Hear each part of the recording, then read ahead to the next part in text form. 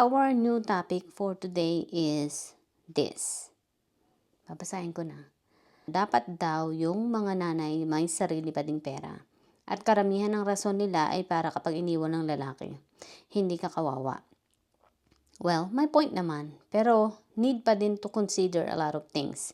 This is why I feel blessed talaga. Yung sahod ng asawa ko auto-transfer sa account under my name na ako lang ang may access every paycheck. Every paycheck niya, and even our joint savings. Sa akin lang din nakapangalan. Everything is under my name. Kung malayo siya, edi bye. Okay. Good for you, ate girl. Kasi, hindi naman lahat ng mga babae ay kagaya mo, okay? Na may lakas ng loob na lumaban. Or na may lakas ng loob na manindigan para sa sarili nila. Kaya nga ito ang tinuturo ko din sa mga kababaihan, na maging matapang talaga kayo. Matutong manindigan para sa sarili nyo, lalo na kung alam nyong wala namang ibang magtatanggol para sa sarili ninyo. Kunti, kayo lang. Kaya talagang kayo ang magiging nanay ng sarili nyong buhay, okay? Kayo yung magiging responsible for your own actions, okay? Kayo yung magiging, sabi ko nga, ang madalas kong sinasabi, kayo yung mamimili ng buhay na gugustuhin ninyo, okay? Kayo yung mamimili ng lalaking makakasama nyo sa buhay, kaya choose wisely, okay? Pipiliin yung mabuti. Sa una pa lang, okay? Kapag kita nyo na ang relasyon ninyo ay tumatagilid na, okay? Okay, ikaw ang mag-aano yan eh. Sabi ko nga, ikaw ang magdidikta na magiging buhay mo, na magiging buhay nyo. Okay? Kung nakita mo na sa una pa lang yung lalaking yan, sabi ko nga, hindi siya naging responsable sa bawat mga desisyon niya sa buhay. Hindi siya naging responsable. Yung adult na siya, pero alam mo yun ang obligasyon mo bilang isang asawa, bilang isang mga magulang sa mga anak mo. Responsibilidad mo na bigyan ng maayos sa buhay ang mga anak mo. Pag-aralin sila, pakainin, bigyan ng maayos na matitirhan. Pag nagkakasakit, maipagamot mo. Responsibilidad mo yan sa mga anak mo. Ngayon, kung hindi mo makitaan yung asawa mo ng ganyan, sa una pa lamang is nakita mo na ganyan. Nagiinom, nagsusugal, wala talagang ginagawa, as in, kontento na nasa bahay lamang, hindi aware kung may mga bills na parating. Or walang kamalay-malay na may mga babayarang kailangan na tubig, kuryente, pagkain pa nila, kahit yung mga basic needs man lamang. Ikaw ang makakakita niyan, okay, sa partner mo, sa asawa mo. Kita mo na yan sa simula pa lamang, dapat may gagawin ka na. Okay? Hindi yung, nakita mo na nga na hindi nga siya nagtatrabaho. Magkatrabaho man kung kailan niya lang gusto. Hindi po pwede yun. Lalo na kung alam mong wala kayong kakainin sa araw-araw, hindi po pwedeng titigil sa pagtatrabaho. Saka ka na lang uli magtatrabaho pag feel mo lang. Hindi ganun. Kapag ikaw ay may pamilya na, meron ka ng mga anak, meron ka ng binubuhay na pamilya, may mga pinapag-aral na mga anak, mga maliliit pa yung mga bata, hindi po pwedeng, ayoko magtrabaho ngayon, tinatamad ako, bukas na lang ako papasok sa trabaho. Magiinom na lang ako. Inaya ako ng mga kaibigan ko o ng mga kapitbahay, magiinom daw kami, magiinom na lang ako. Araw-araw ka na naginom, hindi ka na talaga pumasok sa trabaho. Sabi ko nga, Mrs., ikaw ang magdedesisyon din yan. Ikaw ang pumili din ng buhay na yan, kung hinayaan mo na yun ang mangyari. Ito na nga, kung ganyan ang nangyayari, ganyan ang ginagawa niya sa araw-araw, siguro naman in those 1 year makikita mo yan. Sa 1 year pa lamang at wala pa rin nangyari, ganyan pa rin ang takbo ng buhay. Hindi talaga yun magbabago hanggat hindi mo tutuldukan. Okay? Kapag ang buhay niya ay ganyan na 1 year na wala pa rin pagbabago, girl, mag-isip ka na, your future is at stakes. Okay? Hindi yan magbabago. Lalo mo lang ito tolerate or pamimihasain yung ganyang sitwasyon ng buhay niya. Okay? Lalo lang siyang mawawalan, lalo lang siyang magiging tamad. Okay?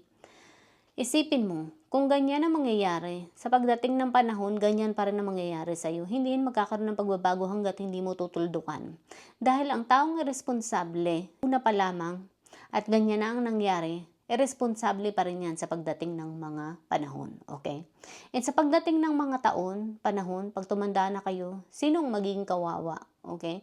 Kapag hindi mo tinuldukan ang ganyang sitwasyon. And ikaw, ganyan na rin ang ginawa mo, wala ka na din ginawa.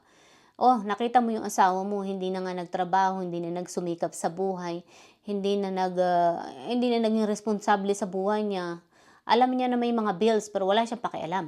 Alam niya na may mga dapat na bayaran, tubig, kuryente, alam mo yun, pagkain. Pero wala siyang ginawa. Ikaw, wala ka na rin ginawa dahil iniisip mo lang na, siya naman ang lalaki, siya dapat na maging provider, ganyan. No. Kailangan may isa sa inyong kikilos kung walang kumikilos. Okay? At kung yung lalaking yan ay ganyan para ng buhay, walang pagbabago, hindi ka ang nanay niyan, okay? Kailangan niya maging responsable sa buhay niya, okay?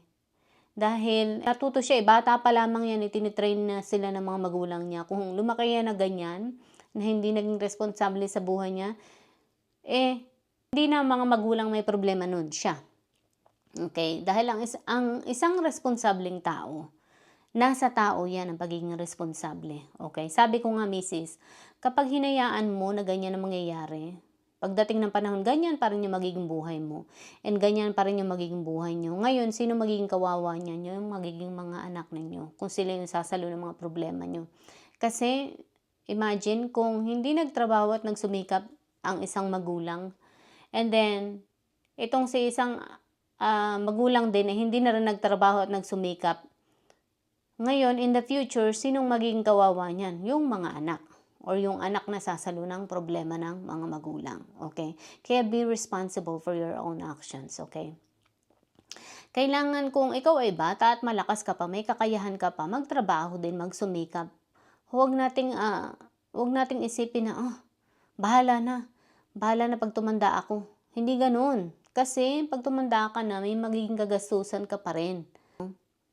Hindi ka mawawala ng mga kagastusan. Kaya ikaw, misis, na pumili ng ganyang buhay, talagang pinili mo yan. Pinili mo yung ganyang buhay dahil wala kang ginawa noong mga panahon na may kaya ka pang gawin. Okay? Kaya sa una pa lamang, kung alam mo ng ganyan ang ugali niya, sa una pa lang ikaw nang tutuldok niyan.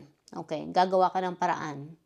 Either ikaw yung magsusumikap para mapaganda yung buhay ninyo, or kakausapin mo siya, sabihin mo, maging responsible parents tayo. Kailangan natin maging responsable sa ating mga anak.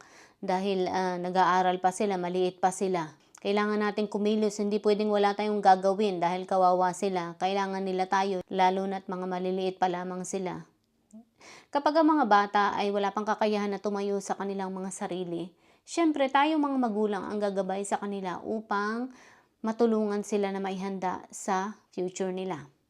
Kapag kaya na nila ang buhay nila at nag-aral na sila, nakapagtapos na ng pag-aaral, at nakapagtrabaho na din sila, kumikita na ng sariling pera, pwede na silang tumayo ng kanila. Pwede mo na silang, okay, hayaan na masolusyonan yung mga problema nila sa buhay. Pero kung sila yung mga minor pa at kailangan nila ng tulong natin, talagang doon natin sila gagabayan. Sabi ko nga, ikaw mamimili ng buhay na gusto mo. So habang bata ka pa lang, noong mga panahon na bata ka pa lamang, dapat may ginawa ka na nagtrabaho ka, nagsumikap ka, nag-ipon, kahit paano, paunti-unti, kahit anong trabaho. Kung nakita mo na yung mister mo ay walang ginagawa, kausapin mo, sabihin mo sa kanya na, ay kailangan may gawin tayo, hindi po pwedeng ganito. Ano ba? Papabayaan na lang natin yung mga anak natin na wala tayong gagawin? Kailangan ay may gawin tayong paraan.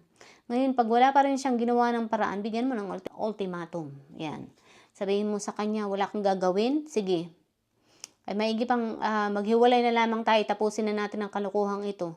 Dahil kung hindi mo kayang maging responsable para lamang sa sarili mo, or kahit man lang sa sarili mo, ay umalis ka na lamang at kami na lang magtataguyod sa mga anak mo. O diba? Para matauhan siya. Kailangan ay turuan na maging responsable. And then ikaw, misis, may gawin ka or ipakita mo sa kanya, magtulungan kayo kung kinakailangan. Pero kung wala talagang mangyari, at ginawa mo ng lahat ng paraan, kinausap mo na siya, sinabihan mo na siya na kung anong mga dapat gawin, wala pa rin ginawa, doon ka gagawa ng hakbang. Okay? Ikaw na yung gagawa ng kinabukasan para sa'yo. Magsusumikap ka, magtatrabaho, mag-iipon pa rin, ihahanda pa rin ang buhay. Tulungan ng mga anak, kung maliliit pa sila at nag-aaral pa sila, tulungan mo sila, magtulungan kayo. Para magkaroon ng magandang kinabukasan pagdating ng panahon. Okay? Kasi kung wala kang gagawin, ay talagang walang mangyayari. So, yun ang gusto kong i-advise. Kaya sa mga babae, magtrabaho pa rin, magsumikap, kumita ng pera. Huwag titigil sa pagkita ng pera, lalo na at bata ka pa. Mahaba pa ang ating lalakbayan sa mundong ito. Kaya magtrabaho, sikapin na kumita ng pera, magtabi para sa sarili, okay?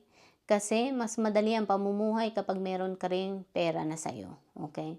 So, yun ang may advice ko sa inyong lahat. So, swerte ng mga babaeng may mga pera na binibigay nga ng mga, yun daw, asawa nila. Wow, good for you. But, think of it this way na maraming pwedeng mangyari.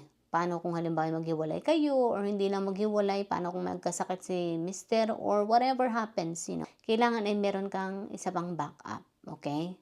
So, yun lang ang gusto kong share. Hanggang sa muli. Bye!